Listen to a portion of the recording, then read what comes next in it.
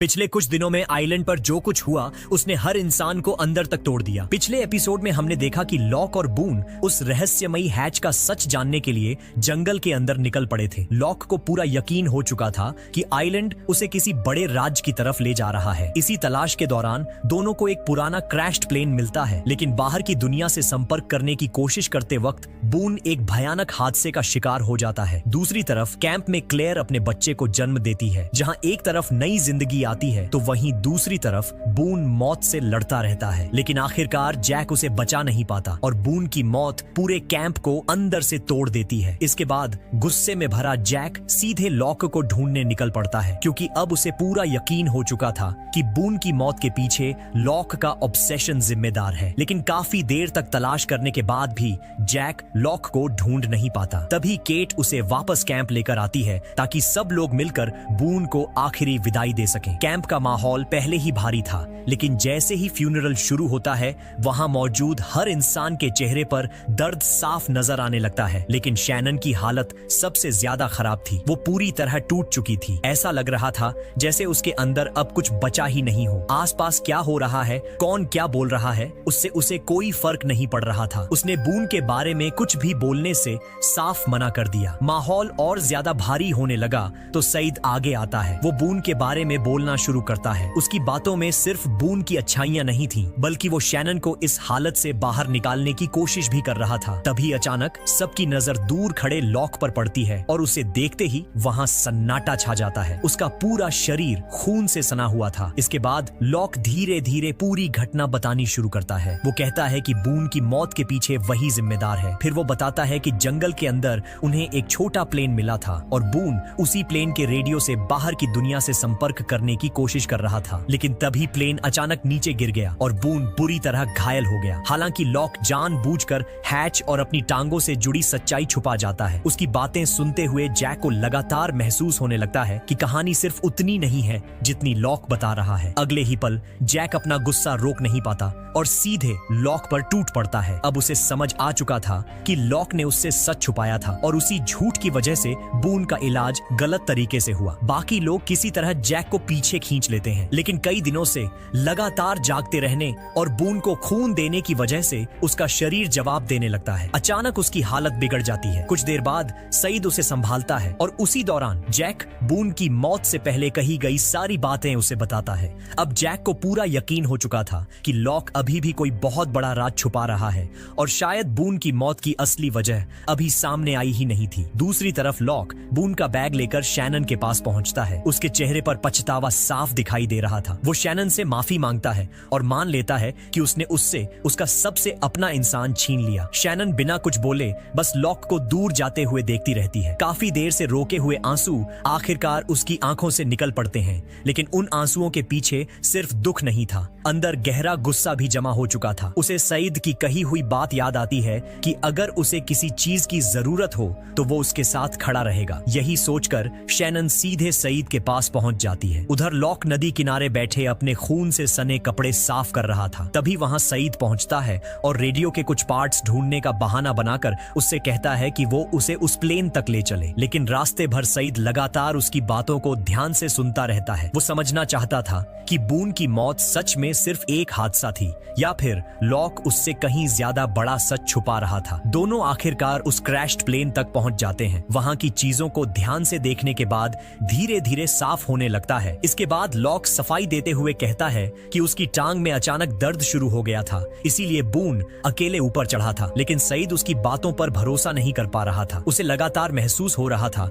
कि लॉक अभी भी पूरी सच्चाई नहीं बता रहा। तभी सईद की नजर उस पिस्टल पर पड़ती है जिसे लॉक ने छुपा कर रखा था। यह वही गन थी जो उसे ड्रग डीलर की लाश के पास मिली थी और बस यहीं से लॉक पर उसका बचा हुआ भरोसा भी टूटने लगता है, क्योंकि लॉक पिस्टल के बारे में कुछ भी नहीं बताया था। माहौल धीरे धीरे और तनाव भरा हो जाता है। काफी देर तक दबाव बनाने के बाद आखिरकार लॉक एक और बड़ा सच कबूल कर लेता है। वो मानता है कि सिग्नल वाली घटना के दौरान पीछे से हमला करके सईद को बेहोश करने वाला वही था। ये सुनते ही सईद को सब कुछ याद आने लगता है, क्योंकि उस वक्त लॉक ने बड़ी चालाकी से पूरा शक सॉयर पर डाल दिया था। अब जाकर उसके सामने पूरी तस्वीर साफ होने लगी थी। गुस्से में भरा सईद तुरंत गन निकालकर लॉक पर तान देता है और इस बार साफ शब्दों में कहता है कि अब उसे हर हर हाल में पूरा सच चाहिए। दबाव बढ़ता देख आखिर लॉक बोलना शुरू करता है। उसके मुताबिक वो सिग्नल असल में एक ट्रैप था। उसे लगता था कि जो भी उस सिग्नल का पीछा करेगा वो कभी वापस नहीं लौटेगा, लेकिन वो ये बात सईद को समझा नहीं पाया,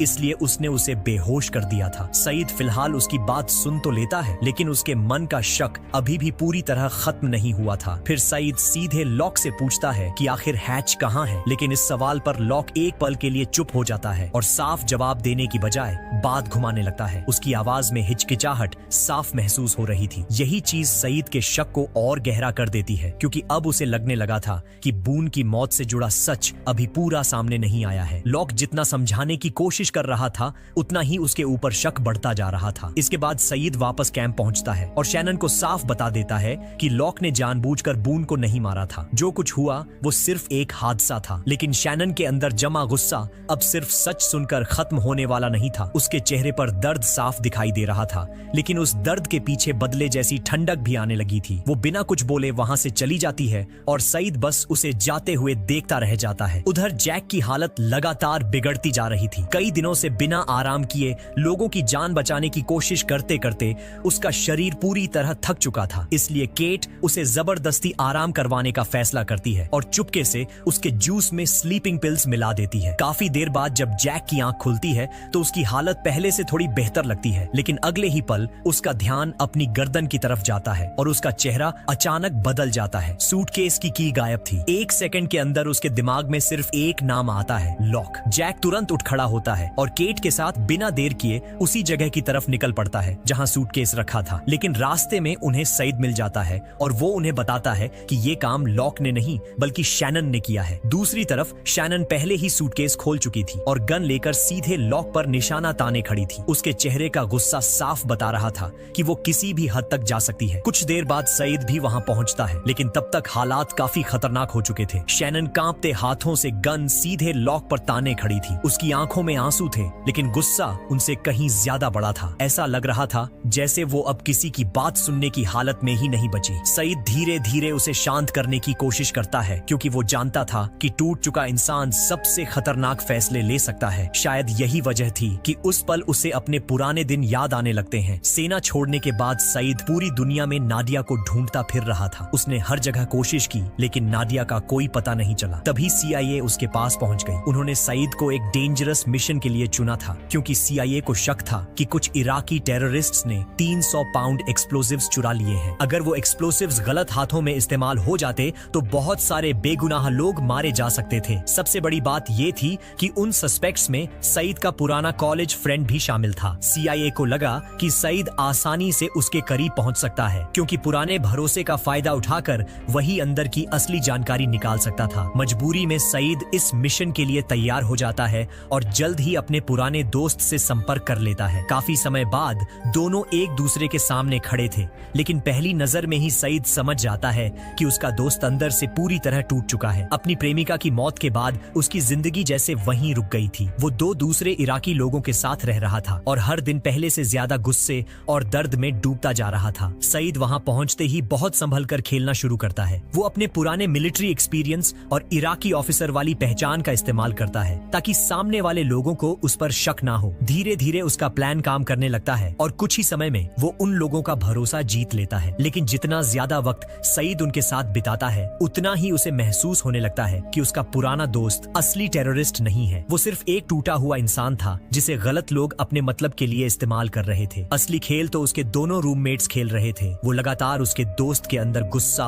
और बदले की आग बढ़ा रहे थे, ताकि उसे पूरी तरह अपनी तरफ खींच सके। ये सब देखकर सईद तुरंत CIA से संपर्क करता है और बताता है कि अब असली टेररिस्ट्स कौन हैं ये साफ हो चुका है, इसलिए उन्हें तुरंत पकड़ लेना चाहिए। लेकिन CIA सिर्फ लोगों को पकड़ना नहीं चाहती थी। उनका कहना था कि जब तक एक्सप्लोसिव्स का असली लोकेशन नहीं मिलता, तब तक मिशन पूरा नहीं माना जाएगा। इसके बाद CIA सईद को एक और खतरनाक काम करने के लिए कहती है। वो चाहती थी कि सईद अपने ही दोस्त को मैनिपुलेट करे और उसे टेररिस्ट्स के साथ जुड़ने पर मजबूर कर दे, ताकि वो लोग खुद उसे एक्सप्लोसिव्स तक ले जाएं। ये सुनकर सईद अंदर से हिल जाता है, क्योंकि इसका मतलब था कि उसे अपने ही दोस्त के दर्द का इस्तेमाल करना पड़ेगा। वो इस बात के लिए तैयार नहीं था, लेकिन CIA ने तुरंत नादिया का नाम सामने ला दिया। उन्होंने साफ कह दिया कि अगर सईद ने उनकी बात नहीं मानी तो नादिया मुश्किल में पड़ सकती है। अब सईद के पास कोई रास्ता नहीं बचा था। आखिरकार नादिया को बचाने के लिए वो अपने ही दोस्त के साथ धोखा करने पर मजबूर हो जाता है। इसके बाद वो धीरे धीरे उसके दिमाग में बदले की आग भरनी शुरू कर देता है। वो उसके टूटे हुए हालात का फायदा उठाता है और लगातार उसे इस बात की तरफ धकेलता रहता है कि दुनिया ने उसके साथ गलत किया है। अपनी प्रेमिका की मौत से पहले ही बिखर चुका उसका दोस्त आखिरकार टेररिस्ट्स के साथ जुड़ने के लिए तैयार हो जाता है। कुछ समय बाद दोनों रूममेट्स उन्हें उस जगह पर ले जाते हैं जहां एक्सप्लोसिव्स छुपा कर रखे गए थे। वहां पहुंचने के बाद वो दोनों ट्रांसपोर्ट की तैयारी का बहाना बनाकर बाहर चले जाते हैं। जैसे ही वो वहां से निकलते हैं, सईद तुरंत अपने दोस्त से वहां से भाग जाने के लिए कहता है। अब वो उससे और झूठ नहीं बोल पाता। आखिरकार वो पूरी सच्चाई बता देता है कि वो शुरू से अंडरकवर था और अब तक जो कुछ भी हुआ, जो कुछ भी कहा गया, वो सब सिर्फ एक जाल था। ये सुनते ही उसका दोस्त अंदर से पूरी तरह टूट जाता है। पहले वो अपनी प्रेमिका को खो चुका था और अब उसे लग रहा था कि सईद के वापस आने से शायद उसकी जिंदगी फिर संभल जाएगी। लेकिन अगले ही पल उसे एहसास होता है कि उसका सबसे पुराना दोस्त भी उसे इस्तेमाल कर रहा था। उसका भरोसा, उसका दर्द और उसकी बची हुई आखिरी उम्मीद सब एक साथ टूट कर बिखर जाते हैं। आखिरकार उसका दोस्त पूरी तरह टूट जाता है। उसे समझ आ चुका था कि उसकी जिंदगी में बचा हुआ आखिरी भरोसा भी खत्म हो चुका है। अगले ही पल वो खुद पर गन तान लेता है और गोली चला देता है। ये सब सईद के सामने इतना अचानक होता है कि वो चाहकर भी उसे रोक नहीं पाता। दूसरी तरफ CIA को आखिरकार एक्सप्लोसिव्स मिल जाते हैं और उनके लिए मिशन सक्सेसफुल हो जाता है। काम पूरा होते ही वो सईद को नादिया को ढूंढने के लिए टिकट दे देते हैं, लेकिन उसी दौरान उसके दोस्त की डेड बॉडी CIA अपने कब्जे में ले लेती है। उनके लिए वो बस मिशन का एक हिस्सा था, लेकिन सईद के लिए वो उसका पुराना दोस्त था जिसे उसने अपनी आंखों के सामने टूटते देखा था। सबसे दर्दनाक बात ये थी कि अगर कोई उसकी बॉडी को क्लेम नहीं करता तो उसका अंतिम संस्कार बिना पहचान के कर दिया जाता। उनके धर्म में मरने के आफ्टर इंसान को दफनाना बेहद जरूरी माना जाता था। यही सोचकर सईद खुद उसकी जिम्मेदारी लेने का फैसला करता है। वो अपनी फ्लाइट एक दिन के लिए आगे बढ़ा देता है ताकि अपने दोस्त को सही तरीके से दफना सके, लेकिन उसे बिल्कुल अंदाजा नहीं था कि उसका यही फैसला उसकी पूरी जिंदगी बदल देगा, क्योंकि उसी देरी की वजह से वो उस बदकिस्मत प्लेन में बैठा जो बाद में क्रैश होकर इस रहस्यमयी आइलैंड पर आ गिरा। उधर जंगल में हालात लगातार बिगड़ते जा रहे थे। शैनन अब किसी की बात सुनने की हालत में नहीं बची थी। उसके अंदर का दर्द और गुस्सा मिलकर उसे पूरी तरह तोड़ चुके थे। अगले ही पल वो सीधे लॉक पर गोली चला देती है। गोली चलते ही सईद बिना एक सेकंड गंवाए तुरंत शैनन के ऊपर कूद पड़ता है और किसी तरह उसके हाथ से गन छीन लेता है। कुछ पल के लिए वहां सब कुछ थम सा जाता है, क्योंकि किसी को समझ नहीं आता कि गोली लगी भी है या नहीं। किस्मत से गोली लॉक को नहीं लगती। बुलेट बस उसके सिर को छूते हुए निकल गई थी और उसे हल्की सी चोट आती है। लेकिन उस पल के बाद साफ हो चुका था कि बून की मौत ने सबको अंदर से बदलना शुरू कर दिया है। जहां जंगल के अंदर हर तरफ डर, शक और तनाव बढ़ता जा रहा था, वहीं दूसरी तरफ बीच का माहौल उससे काफी शांत था। लेकिन वहां भी सब कुछ ठीक नहीं चल रहा था। क्लेयर बच्चे को जन्म देने के बाद लगातार डरी हुई रहने लगी थी। उसे हर वक्त यही डर सताता रहता था कि कोई उसका बच्चा उससे छीन ले जाएगा। यही वजह थी कि वो ठीक से सो भी नहीं पा रही थी। उसकी हालत देखकर चार्ली और सन उसे समझाने की कोशिश करते हैं। वो उसे भरोसा दिलाते हैं कि बच्चा पूरी तरह सुरक्षित है और कैंप में कोई उसे नुकसान नहीं पहुंचाएगा। काफी देर तक समझाने के बाद जब चार्ली उससे ये वादा करता है कि वो बच्चे का पूरा ध्यान रखेगा और उसे कुछ नहीं होने देगा, तब जाकर क्लेयर थोड़ी देर आराम करने के लिए मानती है। चार्ली खुद बच्चे को संभालने लगता है, लेकिन छोटी बच्ची किसी भी हालत में चुप होने का नाम ही नहीं ले रही थी। ना उसे भूख लगी थी, ना वो बीमार लग रही थी, फिर भी वो लगातार रोए जा रही थी। चार्ली उसे गोद में लेकर गाना गाता है। प्यार से उसे चुप कराने की कोशिश की जाती है। उसे इधर उधर घुमाया जाता है, लेकिन कोई फायदा नहीं होता। यहाँ तक कि हर्ली भी उसे शांत कराने की कोशिश करता है, मगर उससे भी कुछ नहीं होता। तभी वहाँ से सॉयर गुजरता है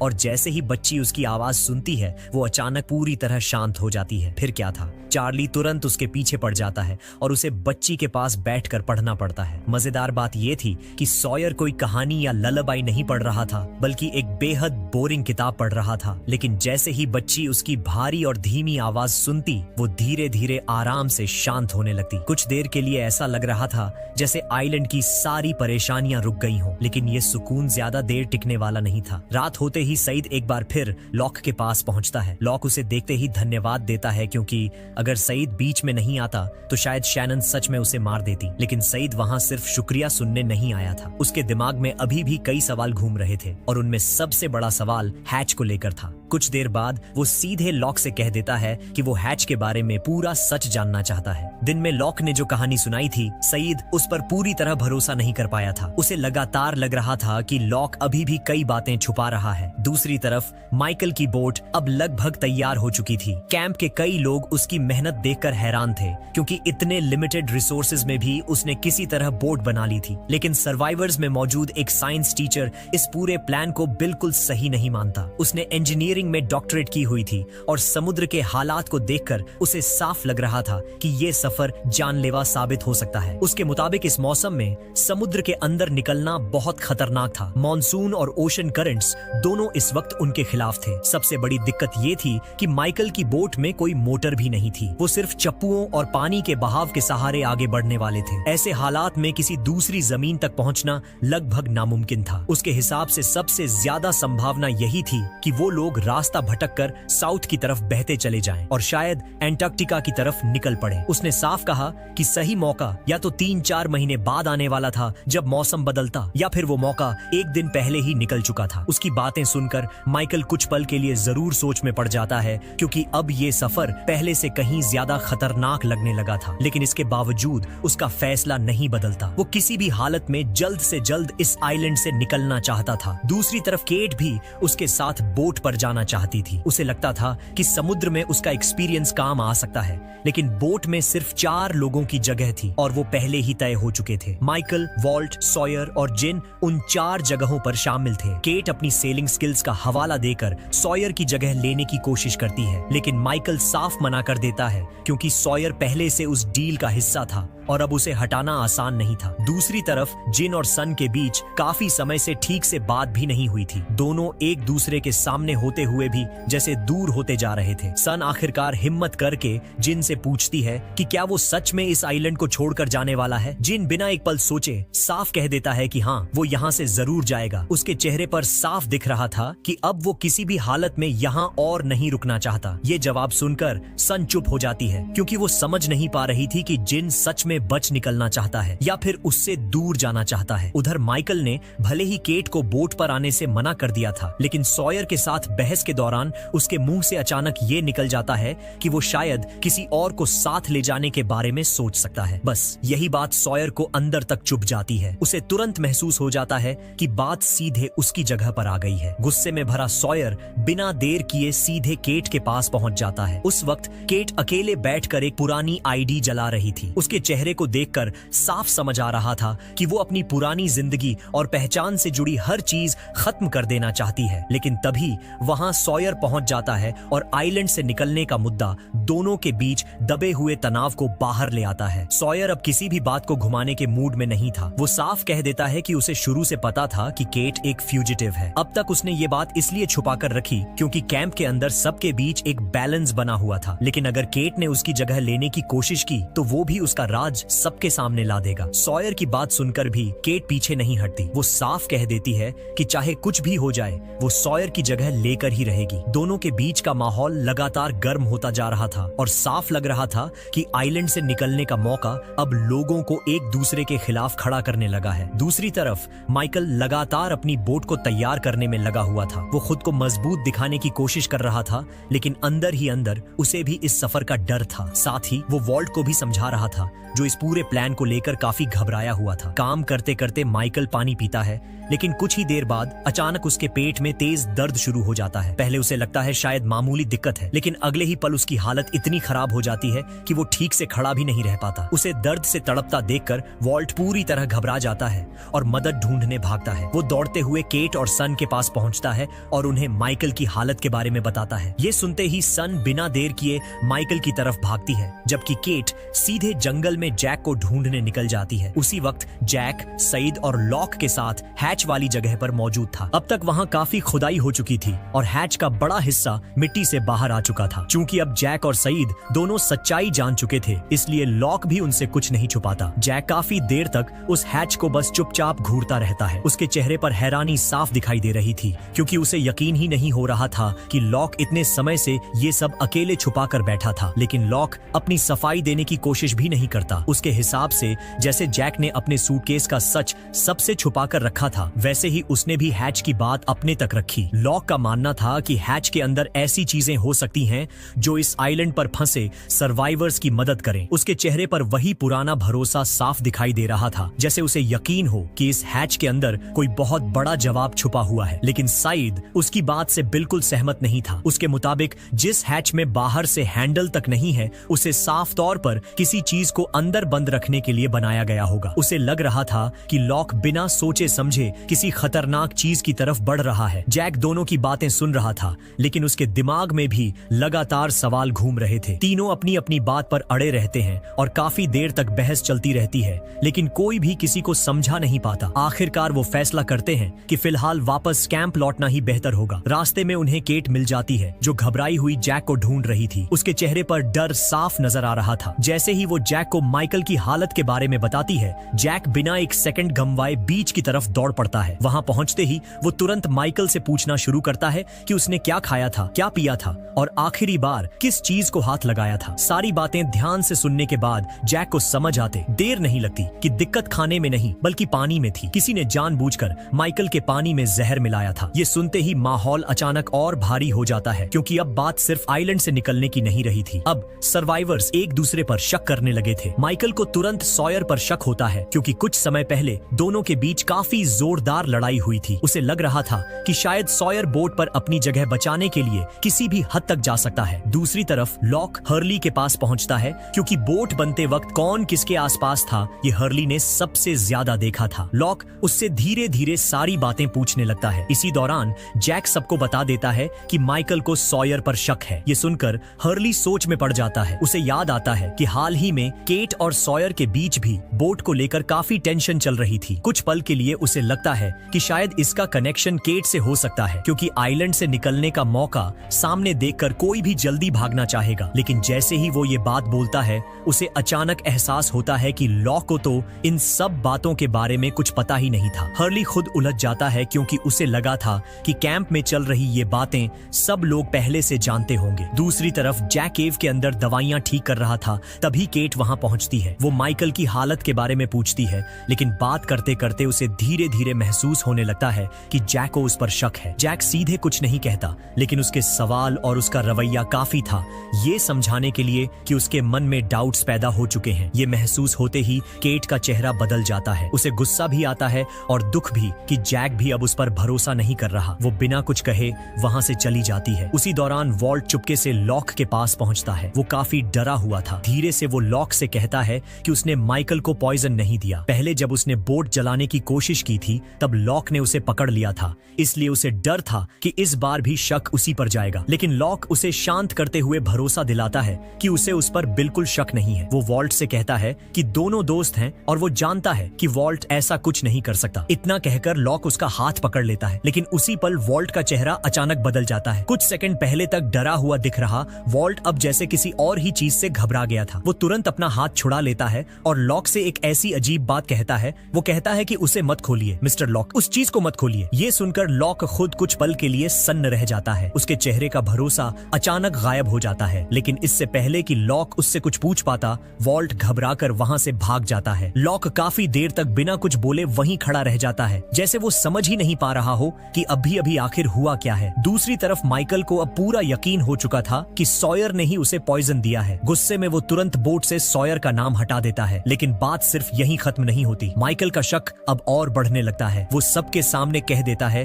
कि शायद सॉयर वही क्रिमिनल है जिसे प्लेन में मार्शल पकड़कर ले जा रहा था। ये सुनते ही सॉयर का गुस्सा पूरी तरह फट पड़ता है। वो बिना देर किए सारा इल्जाम केट पर डाल देता है। उसके मुताबिक पॉइजन उसी ने दिया था ताकि वो उसकी जगह लेकर बोट पर चढ़ सके। माहौल अचानक इतना तनाव भरा हो जाता है कि वहां खड़े लोग भी समझ नहीं पाते किसकी बात पर भरोसा करें। गुस्से में सॉयर सीधे केट का बैग छीन लेता है और सबके सामने उसका सामान जमीन पर फेंकना शुरू कर देता है। केट उसे रोकने की कोशिश करती है, लेकिन सॉयर अब किसी की सुनने के मूड में नहीं था। तभी उसके हाथ वो फेक आईडी लगती है जिसे केट इतने समय से छुपा कर रखे हुए थी। सॉयर तुरंत सबको बता देता है कि केट असल में एक वांटेड क्रिमिनल है। ये सुनते ही वहां मौजूद हर इंसान की नजर केट पर टिक जाती है। कुछ लोग हैरान थे, कुछ को यकीन नहीं हो रहा था और कुछ अचानक उससे दूरी बनाने लगते हैं। दूसरी तरफ केट अंदर से पूरी तरह टूटने लगती है, क्योंकि ये सच सिर्फ उसका राज नहीं था, बल्कि उसकी पूरी दर्दनाक जिंदगी से जुड़ा हुआ था। था। अगले ही पल उसे अपने पुराने दिन याद आने लगते हैं, वो दिन जब वो हर वक्त भागती फिरती थी। हर नए शहर में उसे अपनी पहचान बदलनी पड़ती थी, कभी नया नाम, कभी नई नंबर प्लेट, तो कभी नया चेहरा लेकर जीना उसकी मजबूरी बन चुका था। उसे हर पल यही डर रहता था कि कहीं कोई उसे पहचान ना ले। उसी दौरान उसे एक लेटर मिला था। जैसे ही उसने उसे पढ़ा, उसके चेहरे का रंग बदल गया, क्योंकि उस लेटर में उसके परिवार से जुड़ी बेहद दर्दनाक खबर लिखी थी। ये पढ़ते ही केट खुद को संभाल नहीं पाती और उसकी आंखों से आंसू निकल पड़ते हैं। काफी समय बाद पहली बार उसका मजबूत दिखने वाला चेहरा पूरी तरह टूटता नजर आता है। कुछ समय बाद केट भेष बदलकर एक हॉस्पिटल पहुंचती है। वहां पहुंचने के बाद वो बहुत संभल कर हर तरफ नजर रखती है ताकि कोई उसे पहचान ना सके। इसके बाद वो चुपके से एक डॉक्टर की कार में जाकर छिप जाती है। लेकिन असली बात ये थी कि वो डॉक्टर कोई अजनबी नहीं था, वो केट का बचपन का प्यार था। दूसरी तरफ केट की माँ उसी हॉस्पिटल में पुलिस की निगरानी में इलाज करवा रही थी। केट सिर्फ एक बार अपनी माँ से मिलना चाहती थी, इसलिए वो अपने पुराने प्रेमी से मदद मांगती है। वो उसे पहले अपने घर लेकर जाता है ताकि किसी को उस पर शक ना हो। अब उसकी जिंदगी पूरी तरह बदल चुकी थी। उसके पास अच्छी नौकरी थी, फैमिली थी। किस्मत से उस दिन उसकी पत्नी बच्चे को लेकर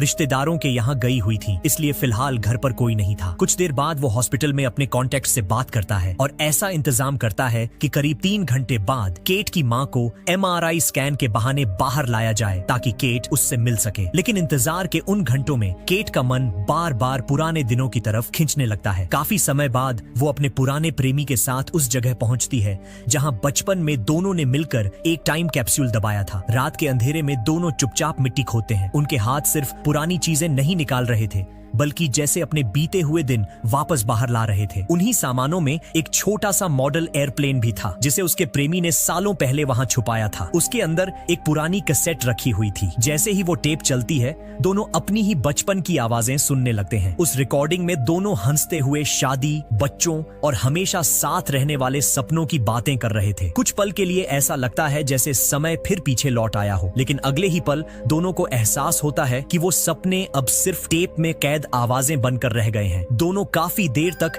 बिना कुछ बोले वो कैसेट सुनते रहते हैं। उनके बीच कहने के लिए बहुत कुछ था, लेकिन शब्द जैसे खत्म हो चुके थे। आखिर में दोनों के बीच सिर्फ एक दर्द भरा किस रह जाता है जो उनके खो चुके अतीत की आखिरी याद जैसा महसूस होता है। कुछ देर बाद दोनों हॉस्पिटल लौटते हैं। योजना के मुताबिक केट की मां को जांच वाले कमरे में लाया जाता है, जबकि पुलिस बाहर इंतजार कर रही थी। जैसे ही केट अपनी मां को देखती है, उसकी आंखें भर आती हैं। वो रोते हुए कहती है कि उसे अफसोस है कि उसकी वजह से उसकी मां को इतना सब सहना पड़ा। इतने समय तक भागते रहने के बाद भी उसके अंदर कहीं ना कहीं ये उम्मीद बची हुई थी कि उसकी मां उसे समझेगी, लेकिन सामने से जो रिएक्शन मिलता है वो केट को अंदर तक तोड़ देता है। उसकी मां उसे देखकर घबरा जाती है और जोर जोर से मदद के लिए चिल्लाने लगती है, जैसे उसके सामने उसकी अपनी बेटी नहीं बल्कि कोई खतरनाक अपराधी खड़ा हो। ये देखकर केट पूरी तरह टूट जाती है, क्योंकि जिस इंसान से वो सबसे ज्यादा अपनापन चाहती थी वही उससे डर रहा था। उसकी मां की आवाज सुनते ही बाहर खड़ी पुलिस तुरंत अलर्ट हो जाती है। हालात तेजी से हाथ से निकलने लगते हैं। मजबूरी में केट वहां से भाग निकलती है। वो जल्दी से कार लेकर निकलती है,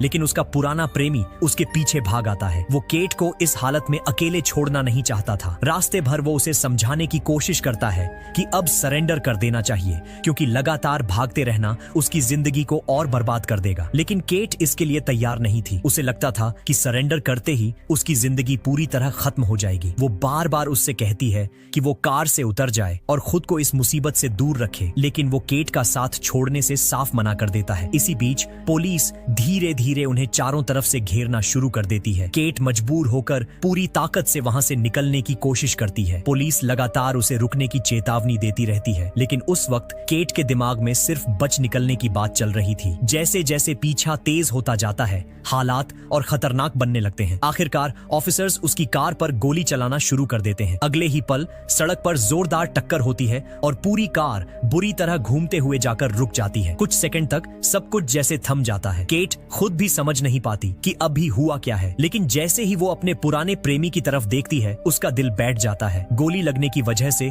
उसकी मौत हो चुकी थी। जिस इंसान ने आखिरी पल तक उसका साथ नहीं छोड़ा, वो अब उसके सामने बिना हरकत के पड़ा था। लेकिन केट के पास रुककर रोने तक का वक्त नहीं था। दूर से पुलिस तेजी से उनकी तरफ बढ़ रही थी। मजबूरी में वो कार से बाहर कूदती है और वहां से भाग जाती है, पीछे उस इंसान की डेड बॉडी छोड़कर जिसने उसके लिए सब कुछ दांव पर लगा दिया था। शायद सॉयर की बात कहीं ना कहीं सच थी। अपनी जिंदगी बचाने की कोशिश में केट कई बार लोगों को पीछे छोड़ देती थी, चाहे वो उसके कितने भी करीब क्यों ना हो। उधर आइलैंड पर सॉयर द्वारा सबके सामने केट का सच खोल देने के बाद कैंप का माहौल पूरी तरह बदल चुका था। लोग अब उसे पहले की तरह नहीं देख रहे थे। हर तरफ उसे लेकर फुसफुसाहट होने लगी थी। आखिरकार केट खुद मान लेती है कि वो सच में एक फ्यूजिटिव है, लेकिन इसके बावजूद वो बार बार यही कहती रहती है कि उसने माइकल को पॉइजन नहीं दिया। उसकी आवाज में सच्चाई थी, लेकिन उस वक्त कोई उसकी बात सुनना ही नहीं चाहता था। धीरे धीरे लोग उससे दूरी बनाने लगते हैं। ऐसा लग रहा था जैसे अब उसके लिए केट नाम की कोई पहचान बची ही नहीं थी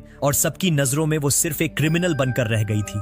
अगली सुबह भी बोट का काम लगातार जारी रहता है, लेकिन दूसरी तरफ सन चुपचाप जिन को देखती रहती है। उसके चेहरे पर डर साफ दिखाई दे रहा था, क्योंकि उसे एहसास था कि अगर जिन इस आइलैंड से चला गया तो शायद वो उसे हमेशा के लिए खो देगी। तभी जैक उसके पास आता है और बिना घुमाए सीधी बात कह देता है कि वो समझ चुका है असली पॉइजन किसने मिलाया था। ये सुनते ही सन का चेहरा उतर जाता है, क्योंकि अब उसके पास कुछ छुपाने के लिए बचा ही नहीं था। असल में वो चाहती थी कि जिन आइलैंड छोड़कर ना जाए, इसलिए उसने दवा मिलाने की कोशिश की थी। उसका इरादा किसी को मारने का नहीं था। उसने सिर्फ इतनी मात्रा मिलाई थी जिससे जिन कुछ समय के लिए बोट पर ना जा सके, लेकिन गलती से वही पानी माइकल तक पहुंच गया। ये बात मानते ही सन रो पड़ती है। वो खुद भी समझ नहीं पा रही थी कि अपने डर और प्यार में वो कितनी बड़ी गलती कर चुकी है। वो बार बार कहती है कि उसने सब सोच समझकर किया था ताकि किसी की जान खतरे में ना पड़े, लेकिन इसके बावजूद वो जिन को रोक नहीं पाई। जैक उसे शांत करने की कोशिश करता है। वो सन को दिलासा देता है और वादा करता है कि ये बात किसी और को नहीं बताएगा। साथ ही वो उसे समझाता है